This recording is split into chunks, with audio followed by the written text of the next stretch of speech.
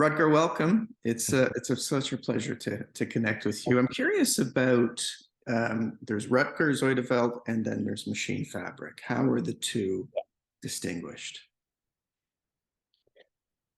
That is a good question, and I don't have a really good answer for that, because some of the stuff I release as Machinefabriek could be released as Rutger Zuydervelt and vice versa. I try to make a differentiation between commissioned work and autonomous work. So I have the autonomous work as Machinefabriek and the other work as Rutger Zuydervelt. But then when I released on a label, they asked me, oh, is it okay if we release it under your own name? And from that point, it became really blurry what is what. So, so I don't have a really clear answer for you. It's a mix. Well, that works. I mean, it's interesting. I'm always interested when artists have a pseudonym or a stage name. What's the inspiration of that for you? What was there some specific inspiration in that name in particular, and then just more broadly, the decision to use a name of some kind? What led you to that? Yeah, well, first of all, the use of a stage name was quite obvious for me because my normal name, Rutger Zuydervelt, is really difficult to pronounce for everyone outside of the Netherlands. So I thought I just had to use a different name. And back then, I think it was 2004 or 2005 or something. I was living in Arnhem, a city in the Netherlands, and every day when I went shopping, I passed a building that had really big letters, Machinefabriek. It just stuck with me, and I like the idea of a factory where machines are made that can be used in a different factory to make machines with, etc. That and the fact that I release and make quite a lot of music also makes it fitting that I'm sort of like a music factory. So I decided to use that. I mean, I like that it's a Dutch word, but it's still very easy to pronounce for anyone. So that's it. Yeah, there's a kind of industrial feel to it, somewhat reminiscent of like a craft work. Yeah, true. Yeah, it is definitely an industrial word. I wouldn't say I make industrial music, but the word definitely is. Yeah. What's the difference between what you do and what we would have called industrial music 20 or so years ago? Ooh. I think a lot of industrial music, or what I think is industrial music, sounds way more mechanical than what I do. I like to think that what I do sounds very organic. I think that might be the big difference. Certainly, there's a warmth. And I think in sorry? There's certainly a warmth to your work. I hope so. Yeah. Very, very engaging, very, I like the term organic. There's a kind of openness to it that I didn't hear in a lot of industrial music in the late 20th century. Right. Yeah. Yeah. Well, that's good. That's what I'm trying to achieve. So, yeah. Thank you.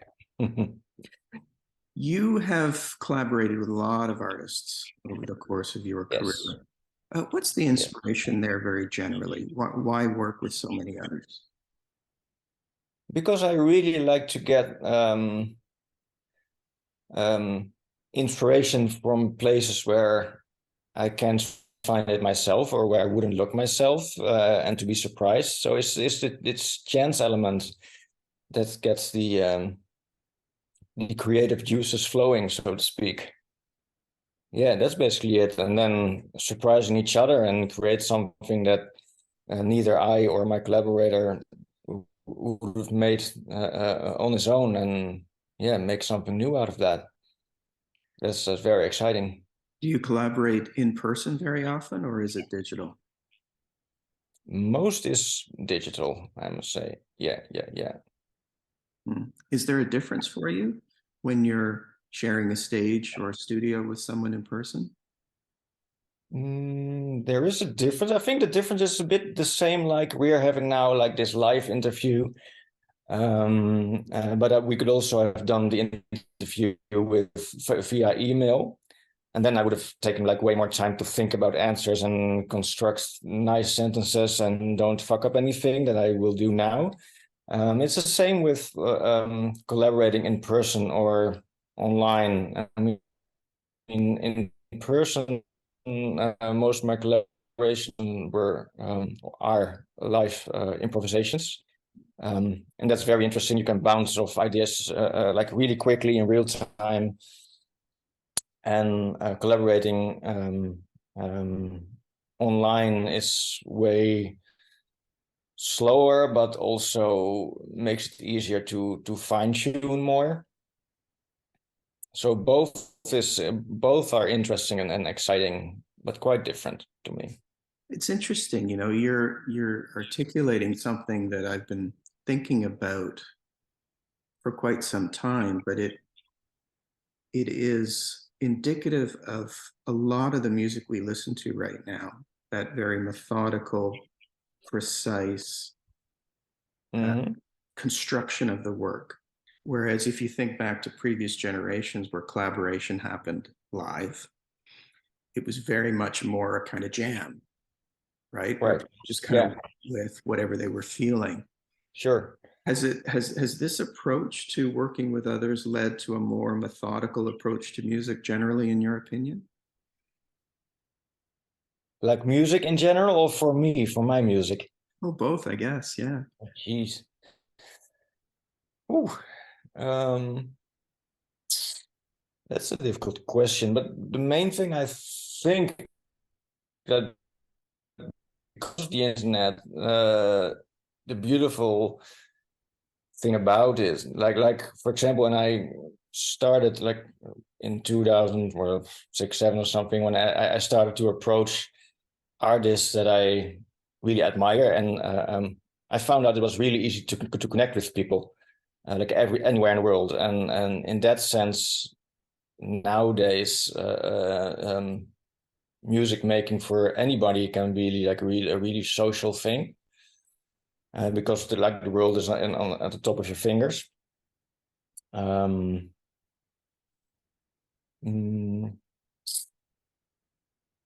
Yeah, and that's sort of how I know it. I guess the well, sorry to say, like your generation, I suppose you're a little bit older than me. I can say that, right? Mm-hmm. Like, 10 years. Yeah.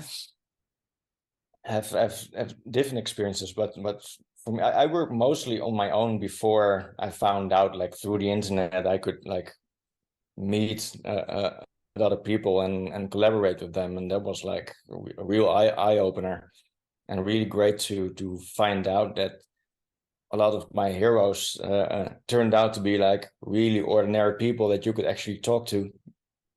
Yeah, it's and a collaborate. thing, isn't it? Yeah, it's amazing.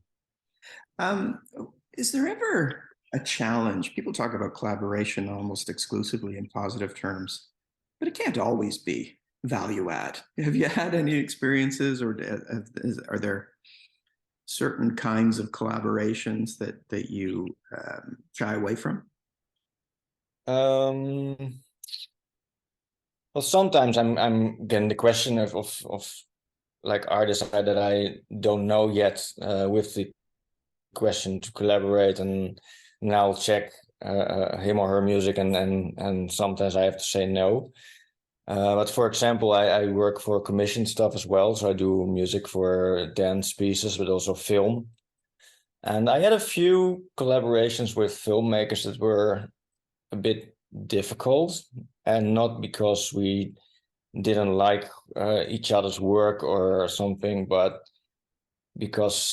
mainly because of communicating about music can be very tricky, especially when you don't know the like the correct musical terms or something. Then it can be really difficult to explain what you're looking for, and for me it's difficult then to translate what I think they're looking for. So sometimes it takes a lot of time to finally to write something that we both think, this is what it should have been. Finally. Yeah, I can imagine it's a That, very nuanced thing, in particular when you're dealing with yeah. filmmakers who are thinking in a visual medium and trying to translate that into audio. Yeah, true. And one other thing as well with not to bash filmmakers now, but one thing that's quite common is like to in an early stage use already existing music as a placeholder, and then for the composer, me in this case, to make something to replace that. But the filmmaker will also always have like this attachment to the original placeholder, and it's very difficult to compete with that. So I always prefer to be on board like in a really early stage to prevent these kind of situations. Oh, that's interesting. Yeah. Very interesting. Let's talk about your new album, Recytle. Gorgeous. Absolutely. Congratulations. Thank you. Thank you. Monika Bugajny. Am I pronouncing that correctly? I would say Bugajny maybe, but I haven't heard it. I haven't spoke to her like in person, and I never heard anyone speak it out loud how it should be. So I don't know. We could both be right. Honestly, I'm so embarrassed by my pronunciations. I'm forever struggling with that. She's wonderful, and it is just such a gorgeous record. Congratulations on it. Thanks. And the work is based on classical pieces. Tell us about its origin. Yeah. Let me well start at the beginning. Before this, I made the album Plus, which is also a collaborational album with 52 people and with 52 1-minute tracks, and every track is someone else I collaborate with.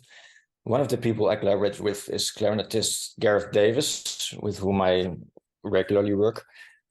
And when I asked him, he said, well, I have someone with me now. And she read your question. Is it okay if she can join as well? That was Monika. So I was like, sure, all right.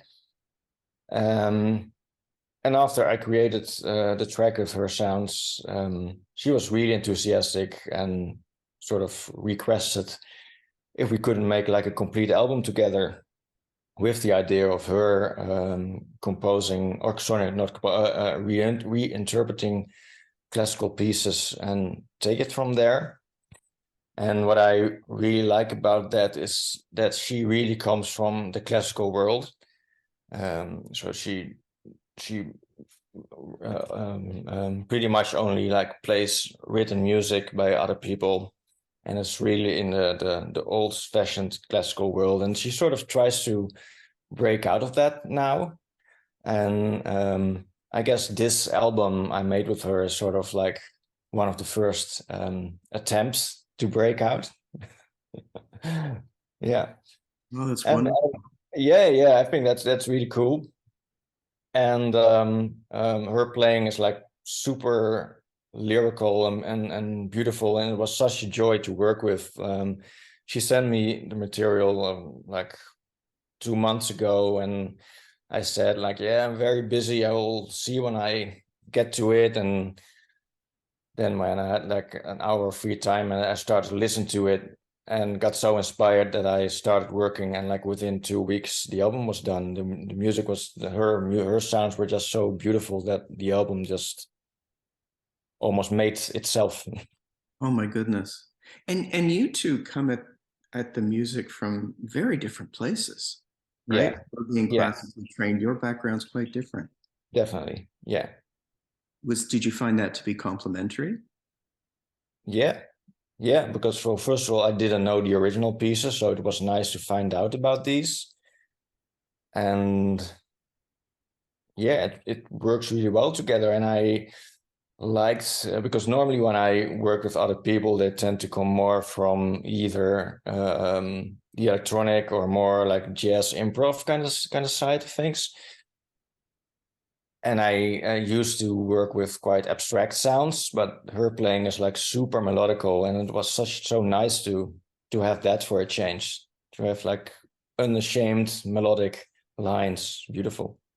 Have you listened to very much classical music?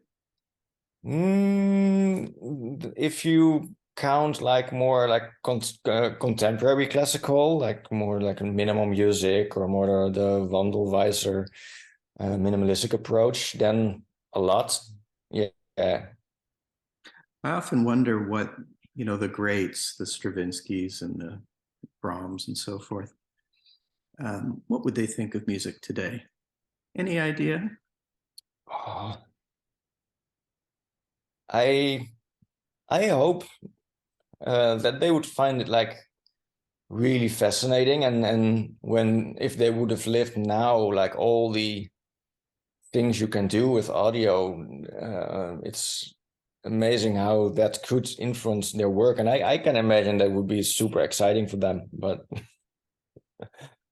Yeah, yeah, I mean, it's a shame that we see them in such conservative terms, that we think of them as the classics, when right.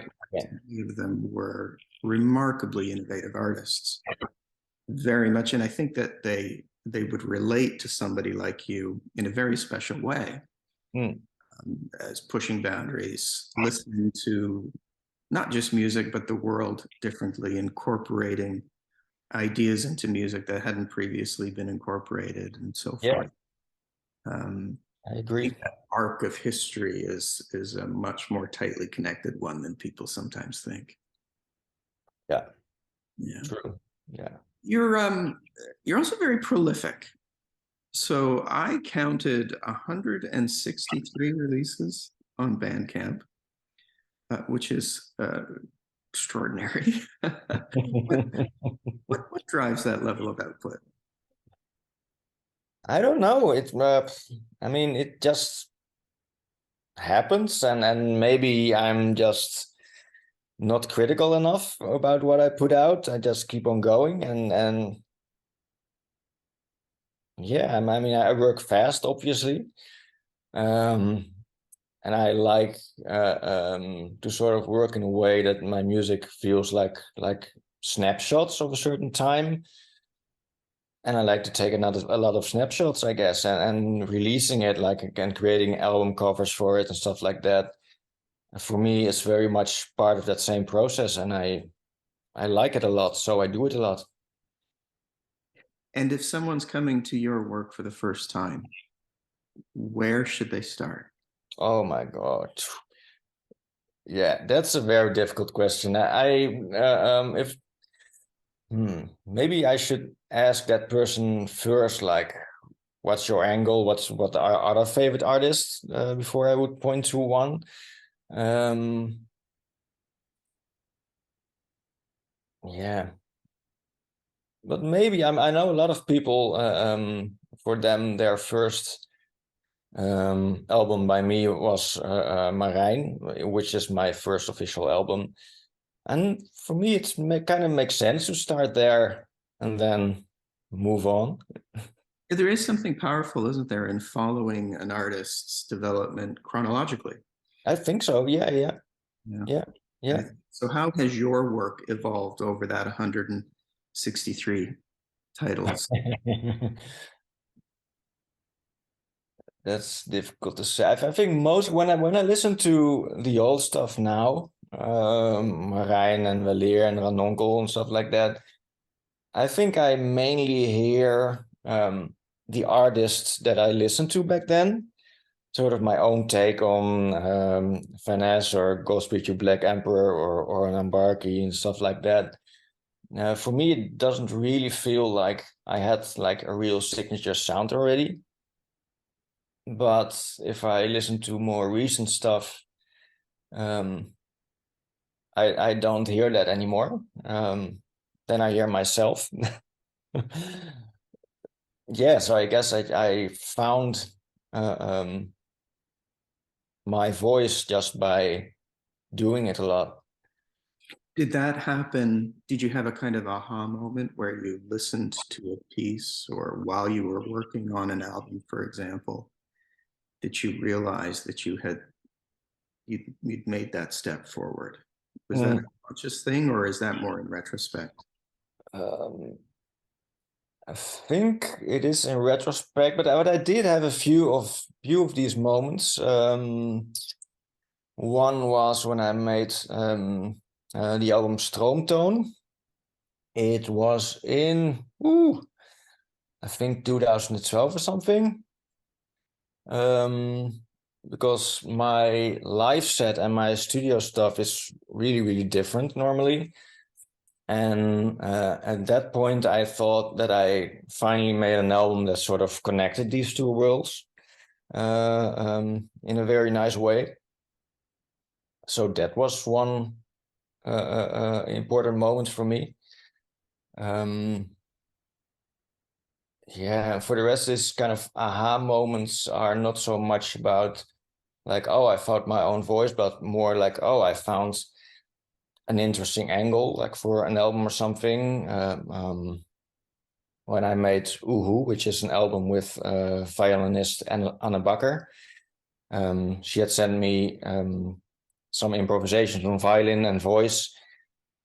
And I knew I wanted to work with that, but I didn't know exactly what to do with it. And then I sort of accidentally combined it with some synthesizer sounds that I recorded at the studio in Rotterdam, also without any purpose yet. And I sort of played them randomly together, and it fitted amazingly, I thought. So that another album was created. Yeah, by surprise, sort of. That's the moments I like, and what makes it really worthwhile doing what I do.